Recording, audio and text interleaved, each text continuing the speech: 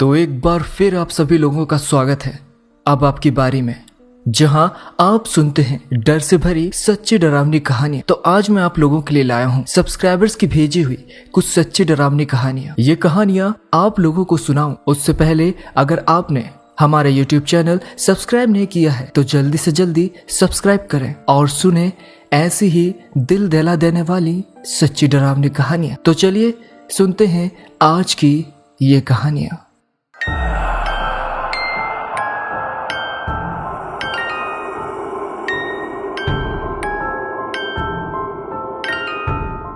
तो आज की यह पहली कहानी अजय शर्मा की है। तो अब आगे की कहानी मैं अजय शर्मा के पॉइंट ऑफ व्यू से आप लोगों को सुनाऊंगा। हेलो गाइस, अब मेरा नाम अजय शर्मा है। यह बात उस समय की है जब मैं फर्स्ट ईयर में था। उस समय मैं मेरे कॉलेज के पास में ही एक हॉस्टल में रहा करता था। अब मुझे प्रतिलिपि पर हॉरर कहानियां पढ़ना पसंद था। मैं रोज कोई ना कोई हॉरर स्टोरी पढ़ता ही था, तभी मुझे नींद आती थी। ऐसे ही एक दिन मैं रात को प्रतिलिपि पर एक चुड़ैल की हॉरर स्टोरी पढ़ रहा था। कहानी पढ़ते पढ़ते मुझे कब नींद आ गई और रात के तकरीबन 2 बजे मेरी आंख खुली। मैंने अपने कमरे की खिड़की खोली और बाहर का नज़ारा देखने लगा। आज बाहर काफ़ी तेज हवा चल रही थी। साथ ही मैं आपको बताना चाहता हूँ कि मेरे हॉस्टल के आसपास काफ़ी पेड़ पौधे हैं। मेरे हॉस्टल के आसपास कम ही लोग रहते थे। हॉस्टल के पीछे की ओर एक घना जंगल था। मेरे रूम की खिड़की जंगल की ओर ही थी। मैं अपने पलंग पर लेट गया और सोने की कोशिश करने लगा, पर मुझे नींद नहीं आ रही थी। लेकिन थोड़ी देर बाद मेरी आंख लग ही गई। मेरी नींद एक खटखट की आवाज से खुली।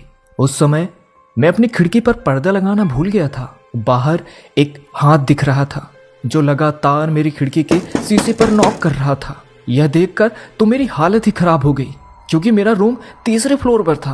अब मैंने देखा कि बाहर जो कोई भी था अब वो तेजी से खिड़की खटखटा रहा था। धीरे धीरे वो 2 हाथों से खिड़की को खटखटाने लगा। धीरे धीरे वो मेरे सामने आने लगा।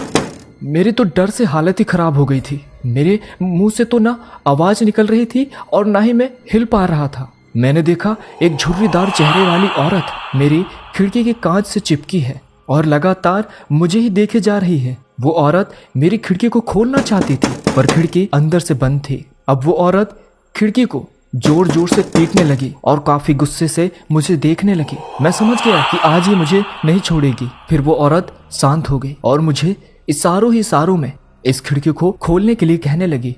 पर मेरी हालत तो ऐसी थी कि मानो मुझे काटो तो खून नहीं। मेरा दिल अभी भी तेजी से धड़क रहा था। तभी मेरी खिड़की पर तेजी से नॉक हुई, पर मैंने अपनी हिम्मत जुटाई और तेजी से खिड़की के पर्दे को बंद कर दिया। मैं जोर जोर से चिल्लाने लगा और शोर सुनकर मेरे दोस्त और हॉस्टल का रखवाला वहां पर आया। सभी मेरी हालत देखकर हैरान थे कि आखिर इसे क्या हो गया है। मैंने सबको उस औरत की बात बताई। तभी मेरे एक दोस्त ने खिड़की का पर्दा खोला, पर बाहर कोई नहीं था। सभी को लगा कि मैंने कोई सपना देखा है, पर हकीकत कुछ और थी। मेरा चौकीदार रात को मेरे साथ ही सोया था, क्योंकि अब अकेले में मैं सो नहीं सकता था। उस हॉस्टल के रखवाले ने मुझसे कहा कि भैया जी, आपने उसकी आंखों में तो नहीं देखा ना? मैंने कहा कि किसकी आंखों में? उसी चुड़ैल की आंखों में। पर तुमको कैसे पता कि उसकी आंखों में देखने से क्या होता है? मैंने पूछा। भैया जी, अगर आप उसकी आंखों में देख लेते तो अब तक आपको वो चुड़ैल अपने साथ ले गई होती। जो भी इस कमरे में रहता है उसके साथ ऐसा ही होता है। इस हॉस्टल में 1-2 बच्चे गायब भी हो गए जिनका कोई पता नहीं चला। उन्हें वो चुड़ैल अपने साथ ले गई और खा गई। यह सुनकर मेरा कलेजा मेरे मुंह में आ गया। खैर, कल मैं आपको एक नया कमरा दे दूंगा, रखवाले ने कहा। अगले दिन मैंने अपना हॉस्टल ही चेंज कर लिया। अब मैं एक ऐसे इलाके में रहता हूँ जहाँ पर आसपास कोई जंगल नहीं है। सो आई होप गाइस आपको यह कहानी अच्छी लगी होगी। तो अब चलते हैं आज की दूसरी कहानी की ओर। यह कहानी हमें भेजी है मेघना ने। तो अब आगे की कहानी मैं आपको मेघना के पॉइंट ऑफ व्यू से सुनाता हूँ। हेलो गाइस, मेरा नाम मेघना है और मैं 26 साल की हूँ। मैं शहर में एक ऑफिस में काम करती हूँ। छुट्टियों में मुझे शहर की भीड़ भाड़ से दूर किसी गांव में समय बिताना बहुत पसंद है। एक छोटे से गांव में मेरा घर है जो कि जंगल किनारे बसा हुआ है। पर एक हादसे के बाद मैंने उस गांव में जाना छोड़ दिया। तो चलिए शुरुआत करते हैं मेरे साथ घटी उस घटना की। मैं काम से बहुत थक गई थी। अब मुझे आराम की सख्त ज़रूरत थी। इसलिए मैंने शहर से बाहर जाने की सोची। मैं अपने घर गई, अपना सामान पैक किया और अपनी कार से गांव की तरफ निकल गई। जब मैं गांव पहुंची तब शाम हो चुकी थी और मैं लॉन्ग ड्राइव की वजह से काफी थक गई थी। मैं सीधे बिस्तर पर गई और सो गई। आधी रात में मेरे कार के अलार्म के बजने के कारण मेरी नींद खुली। मैंने खिड़की से बाहर की ओर देखा पर वहां कोई भी नहीं दिख रहा था। मैंने अपनी कार कीज ढूंढी और अलार्म को बंद कर दिया। जब वह तेज अलार्म बंद हुआ तो मैं फिर से बेड पर लेट गई और सोने की कोशिश करने लगी। थोड़ी देर बाद फिर से अलार्म बजने लगा। मैंने सोते हुए अलार्म को बंद कर दिया। सब कुछ एकदम शांत था, चारों तरफ खामोशी थी। कुछ 5 मिनट बाद अलार्म तीसरी बार बजा। 1 या 2 बार बजे तो फिर भी चलता है, पर बार बार अब मैं जानना चाहती थी कि क्या हो रहा है। ऐसा तो नहीं कि कोई मेरे साथ मजाक कर रहा हो, पर इस समय इतनी रात को। मैं पर्दे के पास खड़ी होकर देखने लगी। थोड़े समय बाद मैंने चांद की रोशनी में किसी को झाड़ियों से मेरी कार की ओर आते हुए देखा। वह जो कोई भी था काफी लंबा, पतला और काले रंग का था। वह कार के पास आया और उसने अपने लंबे और पतले हाथ से कार को नॉक किया। फिर से अलार्म बजा पर वह डार्क फिगर तेजी से वापस झाड़ियों में चला गया। उस वक्त मैं जान चुकी थी कि क्या हो रहा है। मैं डर से कांप रही थी। मैं अलार्म को बंद कर उस चीज पर नजर रखने लगी। वह चीज झाड़ियों से बाहर आई और धीरे धीरे मेरे घर के गेट के पास बढ़ने लगी। अपने एक हाथ से उसने गेट के लॉक को खोला। मैं इतना डर गई थी कि मैं हिल भी नहीं पा रही थी। मेरे दिमाग में कई तरह के बुरे ख्याल आ रहे थे। वो क्या है? वह मुझसे क्या चाहता है? वह क्या कर रहा है? कि क्या वह यहाँ भी आ जाएगा? मेरे शरीर में सिर से लेकर पांव तक कपकपी छूट गई थी। मेरा गला सूख गया था और मेरा दिल जोरों से धड़क रहा था। मैं बहुत ही भयभीत थी और डर के मारे मेरे दांत किटकिटा रहे थे। मैंने खुद पर काबू पाया और मैं उतनी जल्दी से नीचे चली गई जितनी तेजी से मैं जा सकती थी। मैं बस लाइट्स ऑन करने ही वाली थी कि तभी मेरे पैर जम गए। वो डार्क फिगर खिड़की पर था। वह खिड़की से अंदर की ओर देख रहा था कि कोई अंदर है या नहीं। मैं जल्दी से अपने सोफे के पीछे छुपकर देखने लगी। तब मुझे रियलाइज हुआ कि कार के साथ छेड़छाड़ करना केवल उसका अपने शिकार को बाहर लाने का तरीका था। मैं उसके डरावने चेहरे से अपनी आंखों को हटा नहीं पा रही थी। उसकी चमड़ी राख की तरह थी जिस पर सिलवटें पड़ी हुई थी। उसकी आंखें छोटे और पूरी तरह से काली थीं। उसकी नाक की जगह पर तो बड़े बड़े गड्ढे थे। उसके चेहरे पर होठों की जगह बड़े बड़े पैने दांतों की 2 लाइनें थी। उसकी सांस बहुत भारी और डरावनी थी जो कि खिड़की पर भाप की तरह साफ नजर आ रही थी। मैं जानती थी कि वह जाने वाला नहीं है। खिड़की के पास थोड़ी देर तक खड़े रहने के बाद मुझे उसकी फ्रंट डोर को खोलने की आवाज़ आई। मैंने देखा कि वह दरवाजे के हैंडल को खोलने की कोशिश कर रहा था और उसके बाद उस जानवर ने एक तेज आवाज़ निकाली। वह आवाज़ किसी इंसान की तो नहीं हो सकती थी। वह आवाज़ ऐसी थी कि मानो कोई पागल कुत्ता हड्डी को चबा रहा हो। गहरी, भयंकर जानवर के गुर्राने की आवाज़ थी उस जानवर की। मैं जानती थी कि यदि इसने मुझे देख लिया तो कुछ भी करके अंदर आ जाएगा। मैंने अपने आप को सोफे के पीछे छिपाया और बिल्कुल भी आवाज़ नहीं करना चाहती थी। मेरी आंख से आंसू बह रहे थे। मैं अपनी धड़कनों की आवाज़ को सुन पा रही थी। मैं बस मरने ही वाली थी। अब मुझे नहीं पता मैं कितनी देर तक वहाँ छिपी रही। जब मैं उठी तो मैंने दरवाजे की तरफ देखा। वह जानवर जा चुका था। दरवाज़ा अपनी जगह पर था और सब कुछ सेफ लग रहा था। मैं सीढ़ियों से ऊपर की तरफ गई और मैंने खिड़की से बाहर की ओर देखा। बाहर रोशनी थी। वहाँ पर किसी भी तरह का कोई खतरा नहीं था। मैंने इस मौके का फ़ायदा उठाया और अपनी चाबियों को लेकर मैंने अपना सामान भी नहीं लिया और कार की तरफ भागी। मैं कार में गई और दरवाजे को बंद कर जितनी तेजी से हो सके उस गांव से बाहर निकल गई। मैं तब तक गाड़ी चलाती रही जब तक मैं अपने शहर न पहुंच गई। जब मैं अपने अपार्टमेंट में पहुंची मैंने रेडियो ऑन किया और मैं एक न्यूज़ सुनने लगी। अनाउंसर ने कहा कि गांव से 2 लड़कियों की लाशें मिली है। उनका शरीर बुरी तरह से कटा फटा पड़ा हुआ था एक नदी के किनारे। मुझे मालूम है जो वो जानवर चाहता था वह उसे मिल गया। आशा करता हूँ आपको ये कहानियाँ जरूर पसंद आ रही होगी। अगर कहानियाँ पसंद आ रही हैं तो प्लीज़ हमारे YouTube चैनल को जरूर सब्सक्राइब कीजिए ऐसी और भी दिल दहला देने वाली कहानियाँ सुनने के लिए। तो अब चलते हैं आज की तीसरी कहानी की ओर। ये कहानी हमें भेजी है आशीष ने।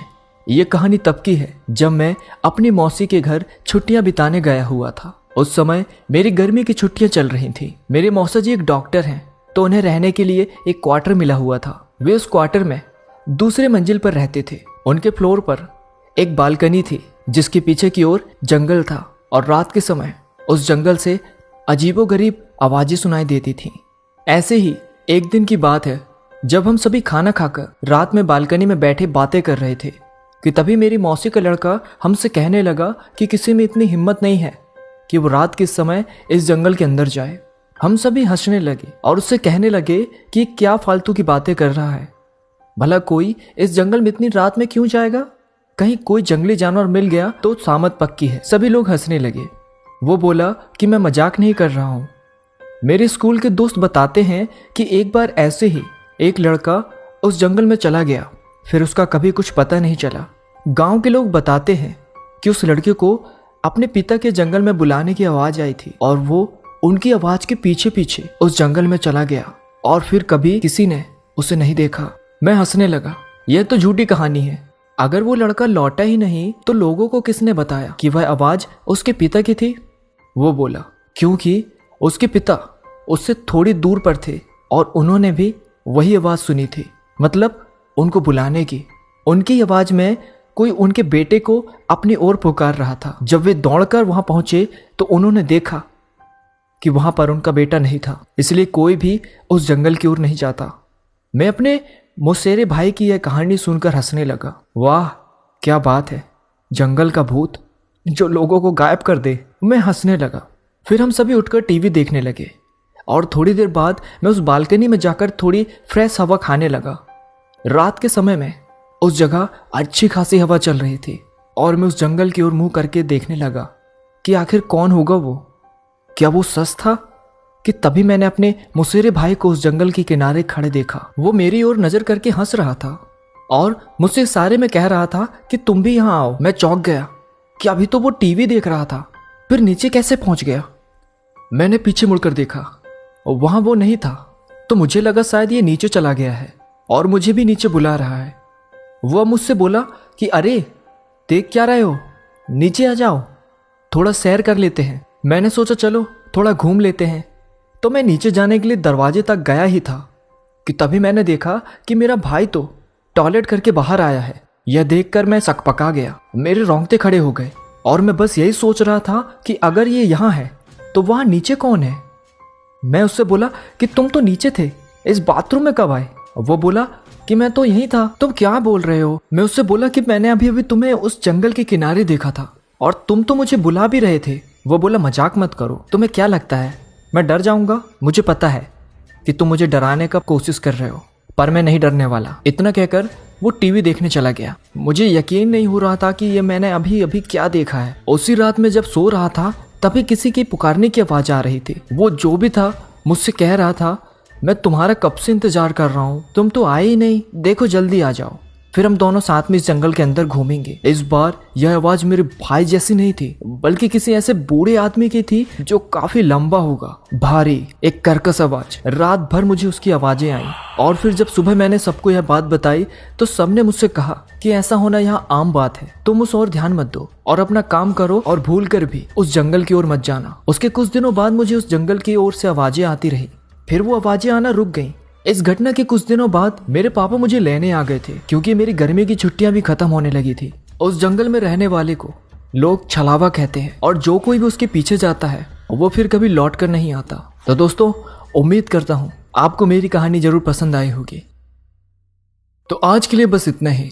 आशा करता हूँ आपको आज की ये कहानियां जरूर पसंद आई होगी। अगर कहानियां पसंद आई हैं तो इस वीडियो को लाइक और चैनल को जरूर सब्सक्राइब करें ऐसे ही कहानियां सुनते रहने के लिए। मैं फिर मिलूंगा किसी और कहानी के साथ, तब तक के लिए पीस।